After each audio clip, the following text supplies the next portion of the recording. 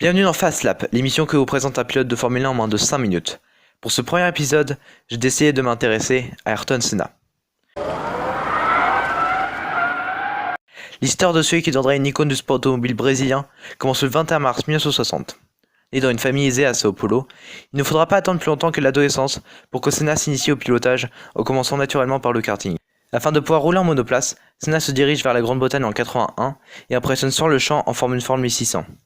Mais la carrière de Magic Senna aurait pu se terminer prématurément dès la fin de ces années 81. En effet, sa femme de l'époque ne parvient pas à s'habituer au climat britannique, et le père de Senna voit sur un mauvais œil les activités de pilote automobile de son fils. Senna est donc prié de revenir sur ses terres natales. Souhaitant préserver son mariage, Ayrton sera pour travailler dans l'entreprise de son père, avant que la passion de la course ne le rattrape, et qu'il ne reprenne un billet pour l'Angleterre, afin de dominer en Formule 2000, puis en Formule 3. Durant l'été 83, Senna cherche désespérément un volant pour la saison 84, mais des écuries comme Brabham ou McLaren n'arrivent pas à lui offrir un malgré son talent déjà prouvé, et c'est donc à reculons qu'il signe chez Toleman, une petite écurie du milieu de peloton. Ce n'est cependant pas ce qui a freiné le Senna, puisque c'est sous une pluie torrentielle que le Brésilien signe son premier podium à Monaco, juste derrière un certain Alain Prost. Durant ses 3 années chez Lotus, l'étoile montante de la Formule 1 confirmera son talent que ce soit en course grâce à de nombreuses apparitions sur les podiums, mais aussi hors course, se révélant être parfaitement à jour techniquement. Le Brésilien deviendra même un cauchemar pour ses mécaniciens, tant sa connaissance dans la monoplace est impressionnante. Malgré de nombreux podiums et victoires, le natif de Sao Paulo ne perdra jamais être un réel candidat pour le titre mondial à bord d'une Lotus. C'est alors, encouragé par Alain Prost, que McLaren décide de signer Senna pour la saison 88. C'est le début de l'âge d'or de la Formule 1 et de la légende Senna. Alain Prost et Ayrton Senna livreront au monde entier un duel sportif sans précédent. 2 pilotes au talent incroyable, la monoplace la plus dominatrice de cette discipline, feront de cette saison 88 une véritable histoire de roman. La lutte pour le titre se révèle être très serrée, et c'est Senna qui parvient à triompher de son coéquipier. La McLaren MP44 remportera 15 et 16 courses, constituant toujours aujourd'hui un record imbattu. La saison suivante, McLaren continue sa domination, mais voit la situation entre ces 2 pilotes s'envenimer.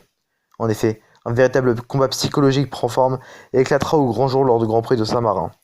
Les 2 pilotes McLaren avaient élaboré le pacte de non-agression qui consistait à ne pas attaquer celui qui était en tête lors du départ. Hélas, Ayrton Senna ne le respectera pas, déchaînant la colère de Prost. Les 2 hommes ne se parleront plus jusqu'en 1993. Prost décroche la 3e couronne mondiale non sans controverse, puisque lors du GP de Suzuka, les 2 rivaux s'accrochent. Le Français est contraint à l'abandon, tandis que Senna repart à l'aide des commissaires de course, ce qui aura pour conséquence de disqualifier, offrant à Alain le sacre. Prost ne supportant plus l'entente avec Senna, celui-ci décide de quitter McLaren pour tenter le défi Ferrari. Même si les 2 rivaux ne sont plus coéquipiers, cela n'empêche pas de voir entre eux de grosses batailles.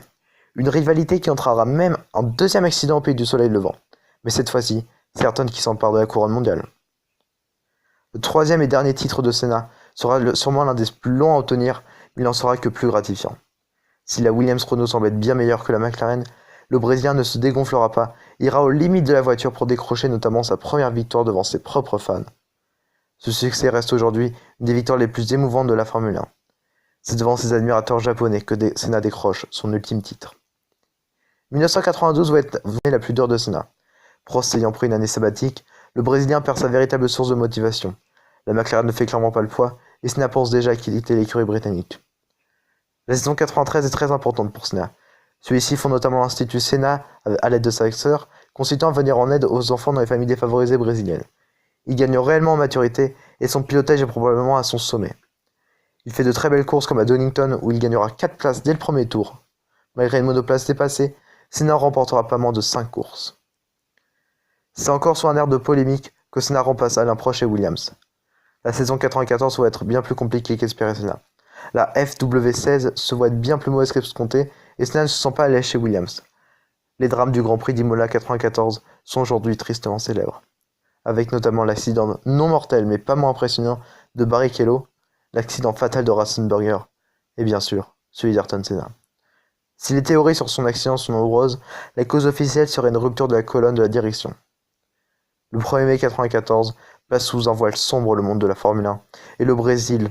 Le monde entier regarde alors les funérailles de celui qui était le pilote le plus admiré et le plus respecté.